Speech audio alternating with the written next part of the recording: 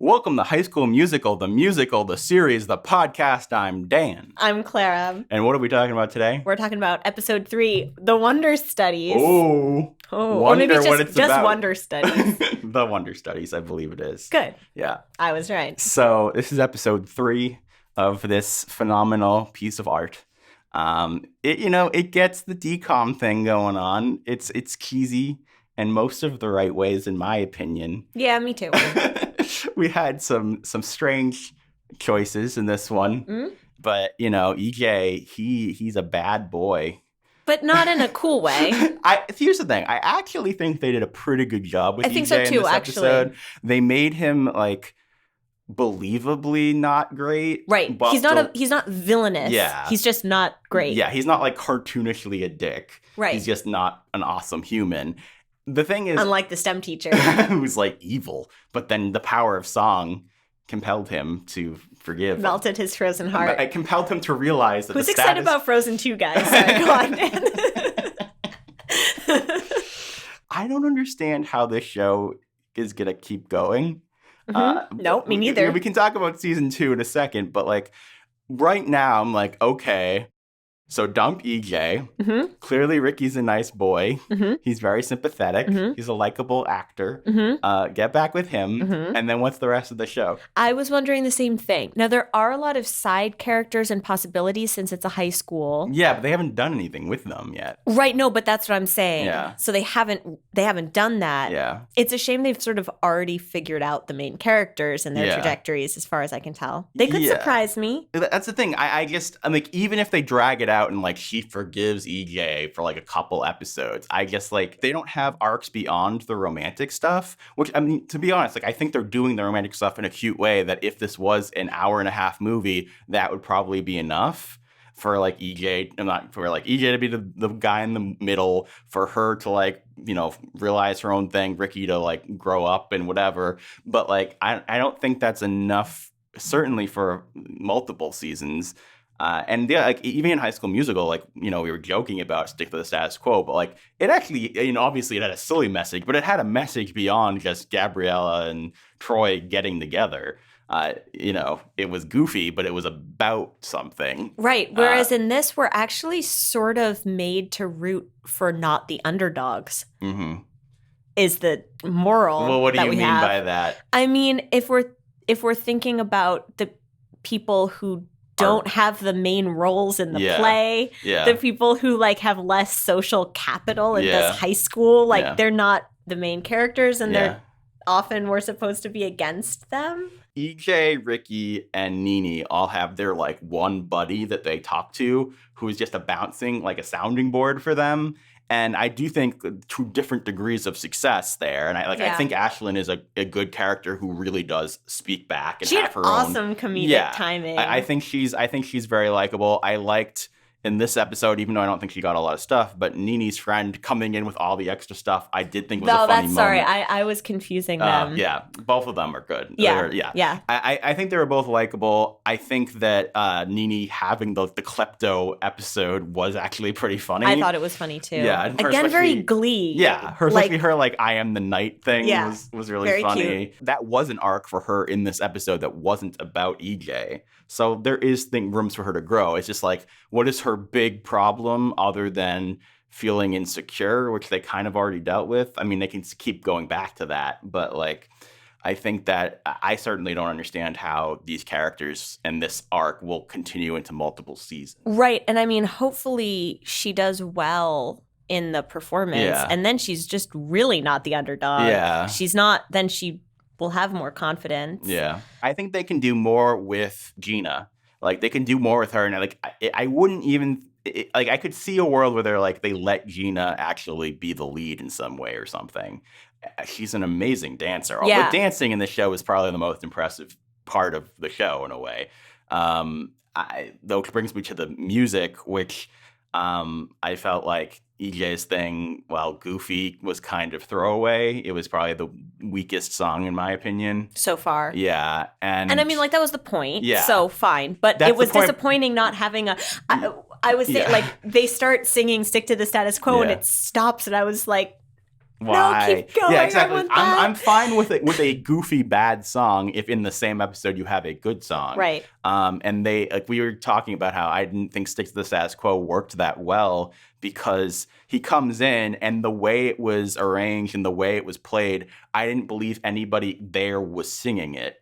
And I feel like it would have been a lot more impactful, even if they were singing kind of badly, for them to actually be recording them singing in that moment. Sounding like kids just starting working on a musical. Yeah, they don't have to. They're not like ready to perform it live yet. So they're not ready to like record it live on a world tour.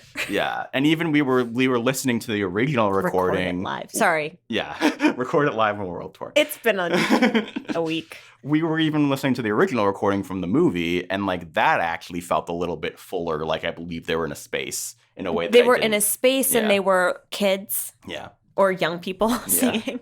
Yeah. I want more of that. And that also brings me to the thing of like, we were talking about how it started off very much documentary, this show. And then suddenly in this episode, they're turning to the camera in the same scene. And now it's just breaking the fourth wall. It was really weird. They only did that like in one scene. Yeah. Which made it even weirder. Yeah. And I did say stick to the status quo. They should have done that in that instance. They should have.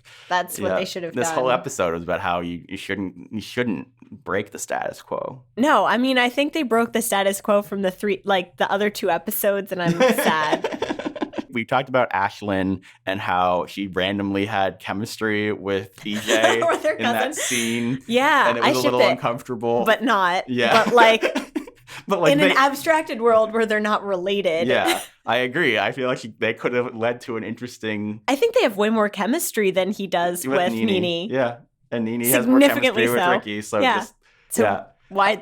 So either don't have them be related, or on the flip side, I was like, why are they cousins? Why aren't they just siblings? Yes, it's weird. They're spending Everything a lot about of time it is like together. it should be an Arrested Development storyline.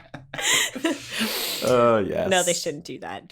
They won't. But also, they should. Then we sort of mentioned the evil STEM teacher. He was really, really mean. Yeah, to the child. Yeah, if it was just to her, that's fine. Yeah, and if he was just even stern to the kid, but he was mean. That like was he should have bullying. He was bullying a child, and he should not have that job if that's how he's gonna be. Like he lost my sympathy completely in that moment. They started this off with me being like, "Oh, he's just gonna be like a competitor, not a villain." Yeah, and so that was kind of a strange jump. It was, and I hope they don't make him now sympathetic because truly, if you're an adult and you're bullying children, you shouldn't be a teacher. Yeah, no, but they will.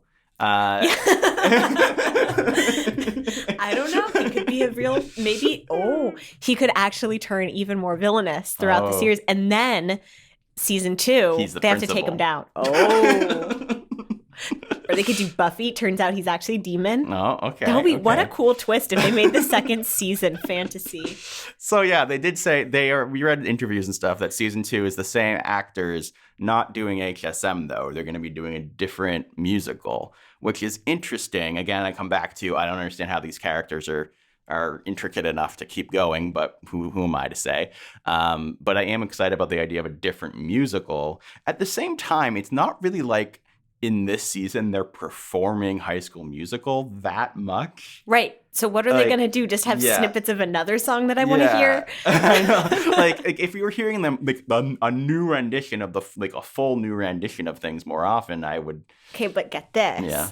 The show that they do next year is Les Mis. Mm-hmm. The plot then becomes all about like the plight of the working class and how they need to overthrow. Yeah, if they make it thematically connect. Yeah, and they will, right? Yeah. So I hope it's Les Mis. So it would actually be interesting if they pulled like a Orange is the New Black, where like season 1 is about like the not underdogs, and then season 2 is about like spreading out to like the rest of the cast and learning more about them. Yeah. I would imagine they'll do that. Yeah. I could see that. So there's places to go. But it's still going to be called High School Musical, the series? Which is why I was like, why didn't they call it like High School Musical : High School Musical? And then next year they could do it like High School Musical : Cabaret. I still like, what was it? What did I call it? High School Musicals, the musical? No, that was the other idea. The musical? No, the musical : High School Musical : the musical, the series.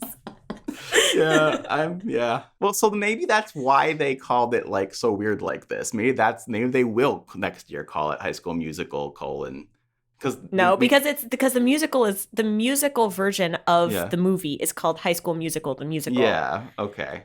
The series. So then, is it just going to be called like? I don't know. Les Mis the series? No. Which would be weird because then you'd confuse your audience. Right. So they're not going to do also, that. I don't think they're going to do Les Mis. Cowards. Do Les Mis. I feel like doing like Frozen is actually more likely. Right. You know, something like that, or like Lion King, and it's all about treating your pets well. That's the true message of the Lion King. It could be Toy the Lion Story, the King, musical. and it could be about overthrowing the evil principal or something. We're gonna write the show. No, I'm writing Twilight the musical. Okay. TM. Twilight the musical, the musical, the series? Yeah. Okay, good. No, Twilight the series, the musical, the series. All right, let us know what you thought of this beautiful show in the comments below, and what you want to have happen. How do you think they can diversify this world and these stories? Because it's, again, like, if it was an hour and a half, I'd be all for this cute little romantic thing, but I just don't know how that's going to be spread over. We just got to keep watching.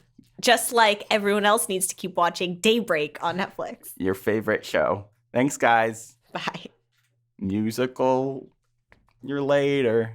Oh, we didn't even talk about the really weird basketball scene where they clearly weren't actually throwing the basketball back and forth. Sorry, I'm laughing at musical.